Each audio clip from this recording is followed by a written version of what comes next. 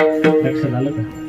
दैत्य घाबरले पाहिजे, दैत्य नावाची वृत्ती घाबरली पाहिजे. आमचा देव आम्ही फक्त गवळणी आणून त्याच्यामध्ये उभा करून लोक घाबरणार नाही. कधीतरी त्या कृष्णाच्या हातामध्ये शंख चक्र गदा सर्व शस्त्र द्या आणि जगाला दाखवा की आमचा देव शूर आणि वीर आहे. तो एका क्षणात भर युद्धामध्ये सूर्य गायब करू शकतो. एवढा ताकदीचा कृष्ण